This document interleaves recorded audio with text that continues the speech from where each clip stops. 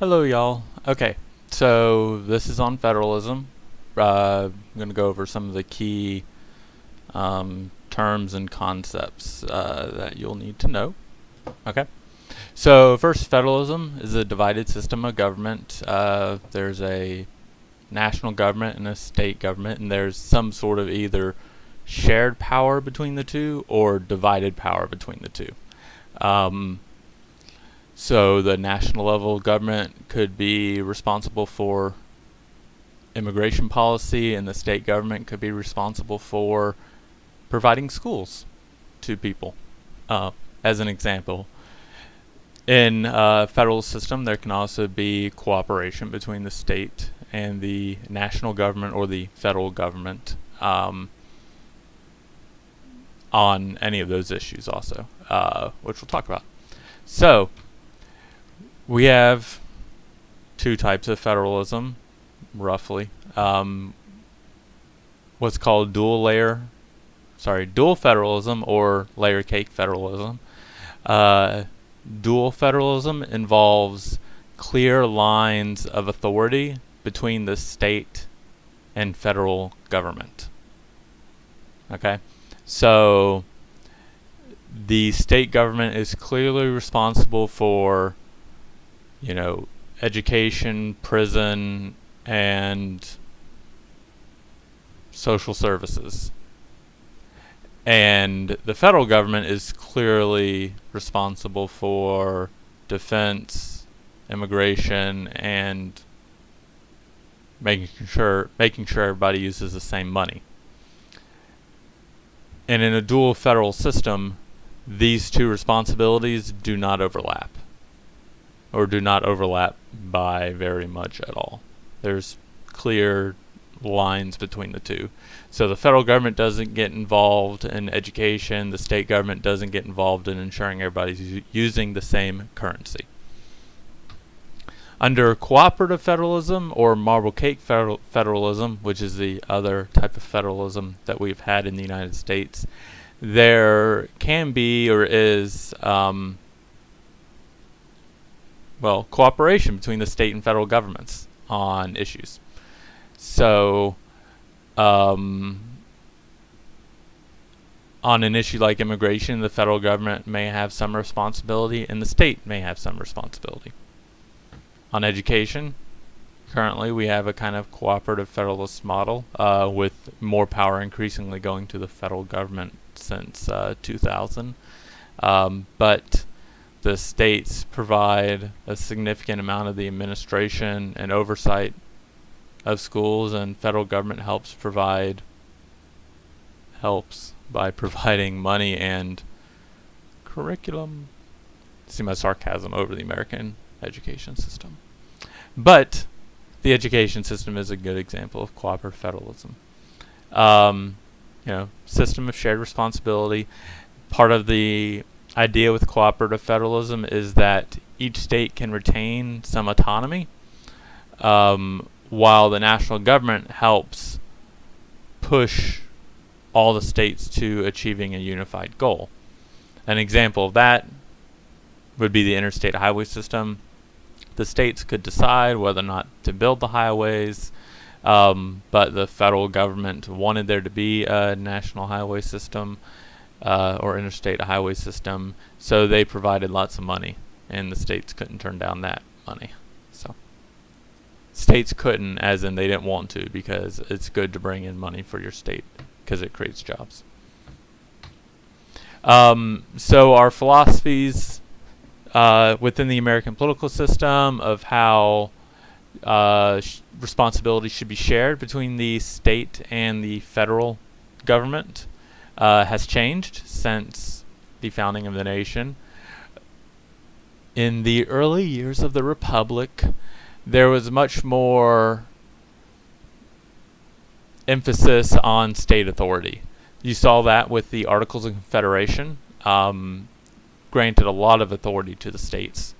The same people that came together and created the Articles of Confederation came together and created the Constitution. And the Constitution vested more power at the national level of government. But most citizens in the United States still saw themselves as members of their state first and Americans second. We see this as a consequence, or we see this in the events of the Civil War, both at the national and state level. At the Union. Yeah. Among the northern states and the southern states. So the southern states were, states' rights, go, go, go. It was kind of really more about slavery than states' rights. States' rights to have slaves, and they were concerned that they would be voted out of having slavery. But a lot of the talk in the South, and we recognize this as a lot of talk in the South as, people deciding which, if they would fight for the Confederacy based upon, the state joining the Confederacy. A lot of people are aware of Robert E. Lee, was approached by Lincoln to head the Union Army, but once Virginia seceded, Lincoln was a Virginian. Lee was a Virginian. Robert E. Lee said that he could not wage war against his state, Virginia. He saw himself as a Virginian before he saw himself as American. Now, this same mindset actually prevailed in the North.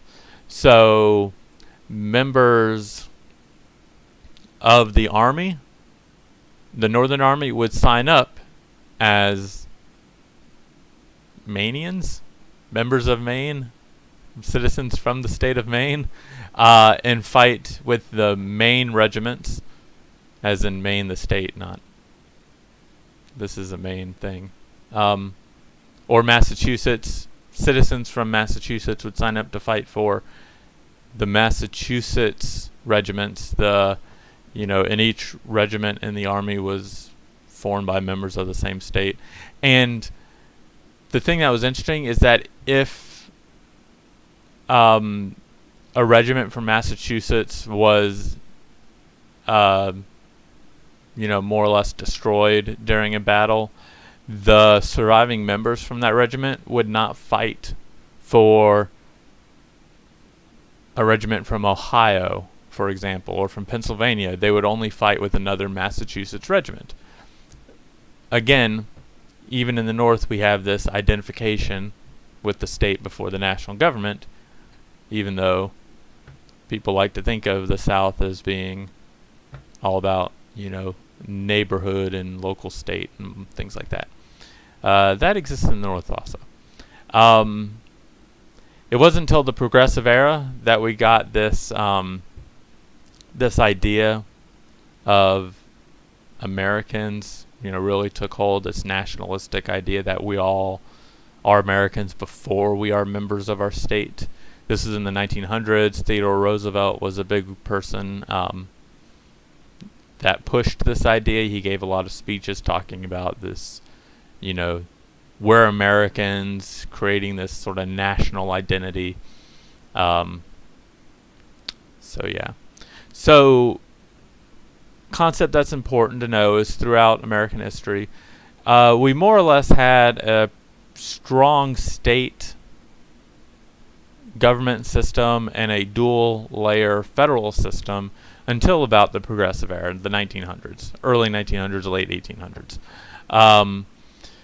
States held most of the power. The federal government had its area of authority. The state governments had its area of authority, and they didn't overlap. There was some, breaking this with Reconstruction when the northern states, after the Civil War, if you're from the South, they occupied the southern states. If you're not reading a textbook from the 1950s, the northern states were protecting the rights of the newly freed slaves. The northern states, in that case, had a heavy hand in what the southern states did because, You couldn't trust the southern states. But that sort of returned to a dual-layer federal system until 1900.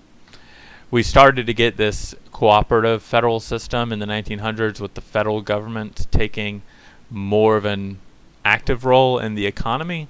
There are things like child labor, pollution issues, work condition issues that were a big deal. And what I mean by this is like children were working in coal mines. That was a child labor issue, for example. And some people needed to work or were required to work 10 to 12 hours a day, 7 days a week.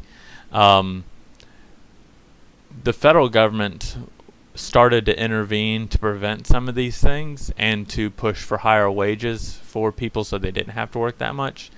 They did it as a combination of like an economic sort of justice issue for some of the progressives, but also a sanitation issue.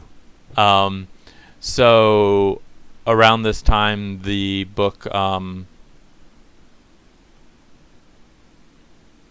Urban Jungle came out, the Upton Sinclair book. It basically exposed the sort of crazy, unsanitary conditions in the it's just called The Jungle, sorry. In the meat industry, really appalling, gross things that were going on, and it spurred a awakening in the public that maybe we should have rules protecting people from gross meat, and their working conditions. So the federal government would intervene in that. They would say, if you're a baker and you work 10 hours a day, 7 days a week, that might be a public health issue. If you're working that long in those type of bakery conditions where you're often around things that are really hot, and you're doing this on your hands and then touching bread and stuff, sweating on everything, you need to work all the time because you need to feed your family, but you have tuberculosis, so you spit in the bread and people get sick. Situations like that exist, and the federal government said, let's get involved and make sure there's certain public health things maintained. So that was the progressive era. The Supreme Court actually struck down a lot of that stuff. And it wasn't until the Great Depression that we really had this move to cooperative federalism, where the federal government could get involved in these areas and regulate things like making sure bakers don't go to work sick and spread tuberculosis to everybody in the city, because that would be sad. Great Depression happens. The states are shown to be incapable to provide for their citizens. This was, of course, always true, but the Great Depression was unique in that it showed it was worse than any of the other previous depressions that had happened in American history. It was longer lasting, and it also happened during this time where we had this increased sense of nationalism and legitimacy in the role of the federal government in providing for citizens. So during the Great Depression, you have the Roosevelt presidency, all these public works programs, the New Deal, which had the federal government get involved in, providing unemployment insurance, Social Security, food aid to people, work, things like that. From the Great Depression to about Nixon-ish, we had this era of cooperative federalism where the federal government held a lot of power. This was because the federal government helped us defeat the Nazis, get out of the Great Depression. It was there to protect us against the Soviet Union. There's the threat of nuclear war. And as much as the state of Florida is the greatest state in the Union, the state of Florida, unfortunately, is not going to stop the Soviet Union from invading. Only the United States can stop the Soviet Union from invading.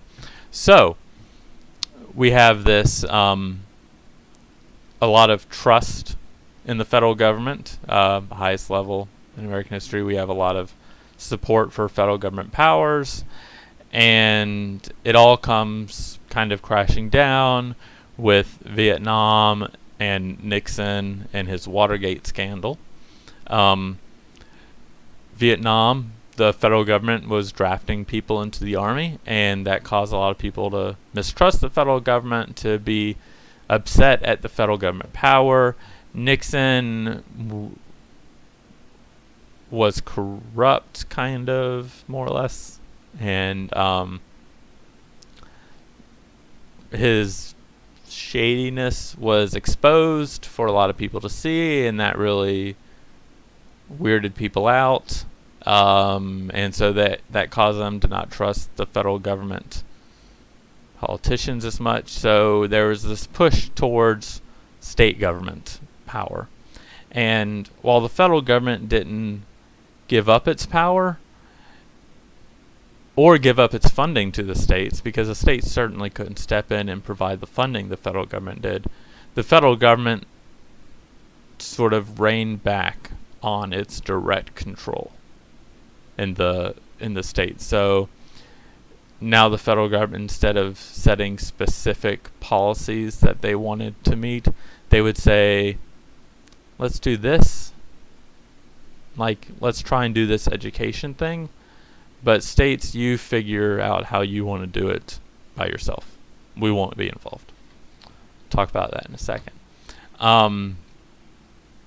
From Jimmy Carter and Reagan to now, we still have a cooperative system. The federal government still retains, a good deal of power, but the states have more power than they did during the 50s, 60s, 40s, and 30s.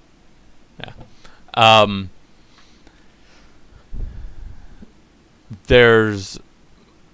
Was this push towards quote-unquote home rule. This also happened because of desegregation, especially in the southern states.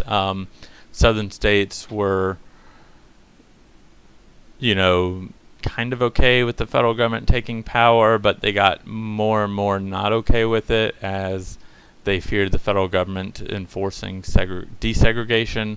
And then when that happened in the 60s, big movement from the South towards towards local rule, home rule, to try and rebuild segregation. Carter got elected from southern states because he was a member of the South. But since then. So, couple of key concepts or definitions, terms to know.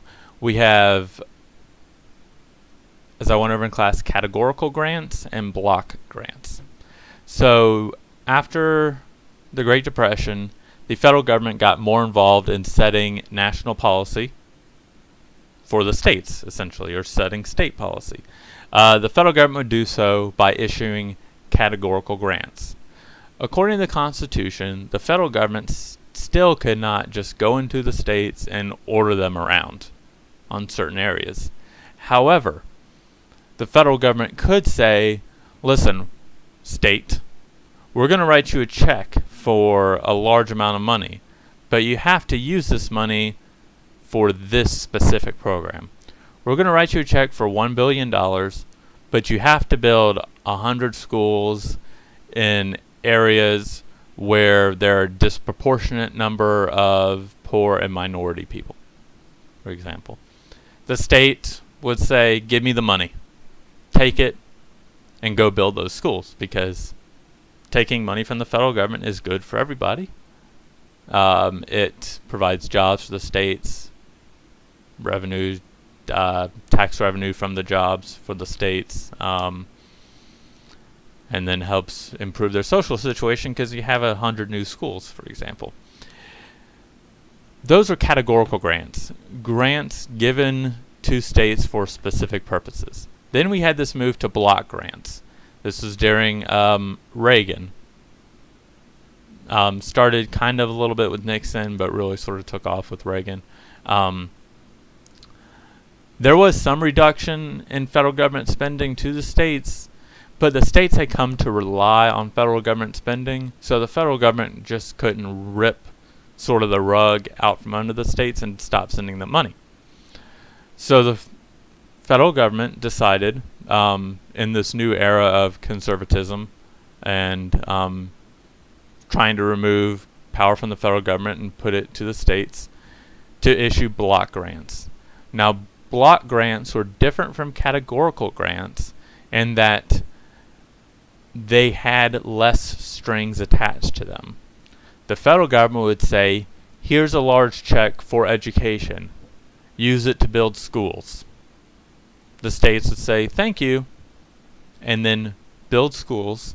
But there wouldn't be any requirements as to where they built the schools or what the schools looked like or, what the schools were used for. So the states could take that money and, today, for example, take that money and give it all to a private corporation to build charter schools, or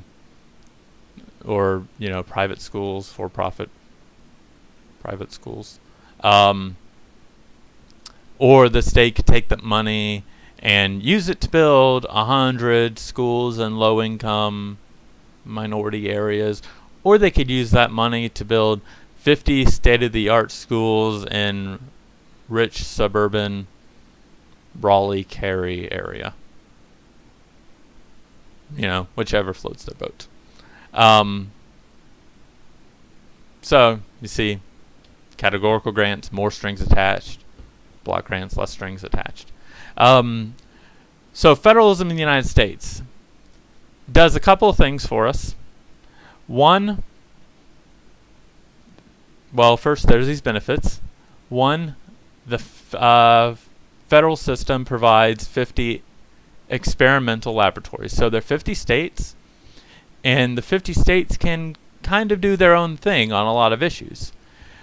With all 50 states doing their own thing, it allows the other 49 states to see what everybody else is doing, to see what works. So Massachusetts could do something completely different than Oklahoma, could do something completely different than Oregon, could do something completely different than Montana. Let's say all those states except Montana fail at whatever they're doing. All those other states can then look at Montana, see what they're doing, figure out what they're doing right, and apply it to their own states. So we have all these different states. You can think of it maybe as 50 entrepreneurs, and they're all testing out different ideas to see what is beneficial or not. The federal government, or a federal system, divided powers between state and national government, provides a system of checks and balances. So if you have the federal government and the state government sort of fighting each other over control of power, theoretically they can't take the power from the citizens while they're trying to fight amongst themselves who has power.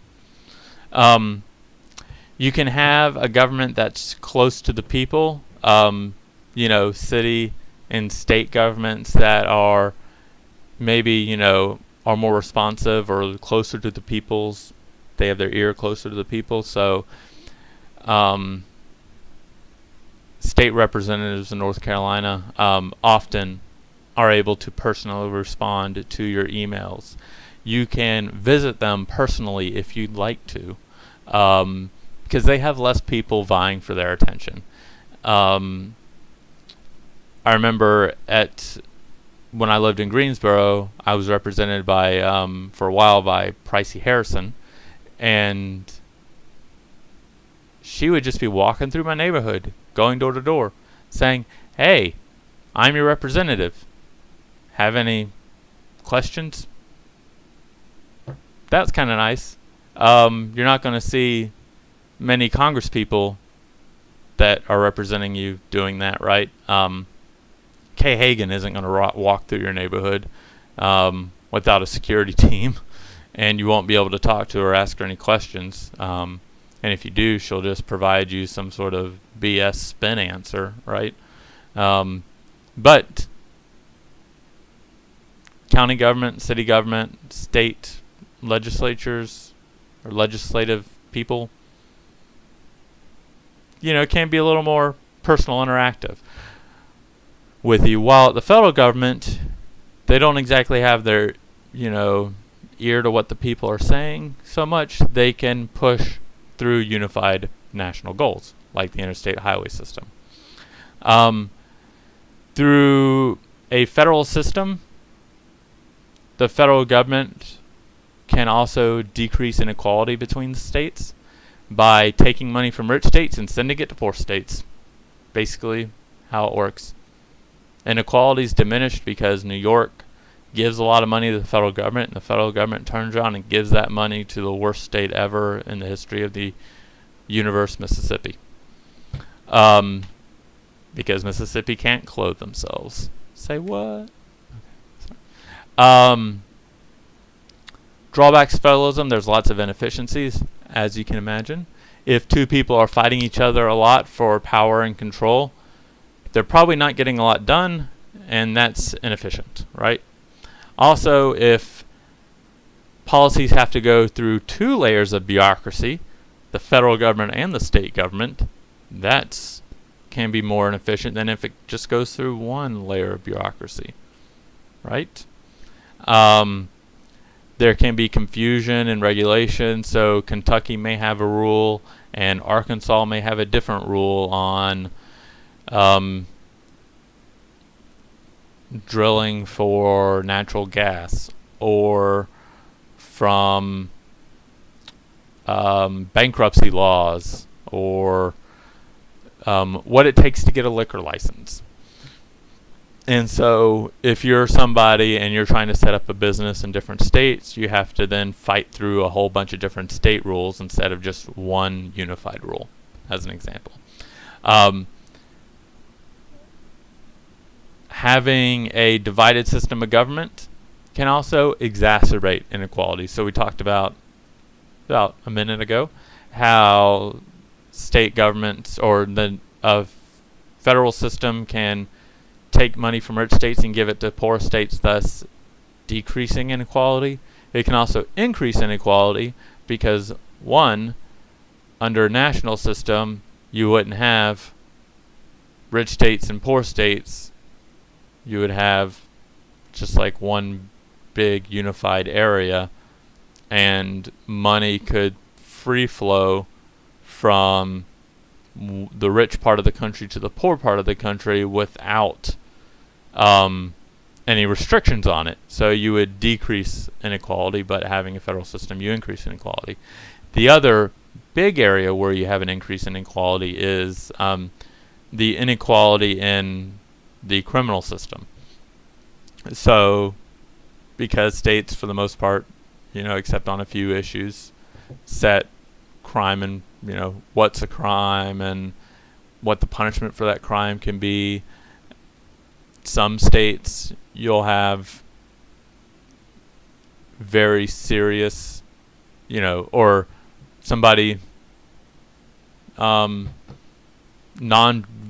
drug offender in one state could go to rehab, and a non-violent drug offender in another state could lose their right to vote. Huge difference, right, between the two. So that's a really big way. States' voting systems, let's stick with the right to vote because that's kind of central to American democracy, and one of the big ways there's a lot of inequality between the states. One state could have more money and a voting system that allows for more people to vote. Another state could have a system with like less voting precincts, less voting booths, and they could make it very hard for people to get registered to vote. So one state, citizens are able to vote easily, and another state, citizens can't vote unless they have $50 and a college degree and time on their hands to run through several layers of bureaucracy to get their voting registration card, for example. So that's federalism. Enjoy that. It's one of the enduring debates in the American political system. How do we set up our federal system of government, the divided powers in the state and national government? How do we assign powers? Where are powers correctly assigned? Should the federal government have power over immigration, or should they share it with the states, or should the states have most of the control over immigration? What would the consequences be if we had 50 different immigration systems versus one immigration system? Same thing with education, voting, whatever.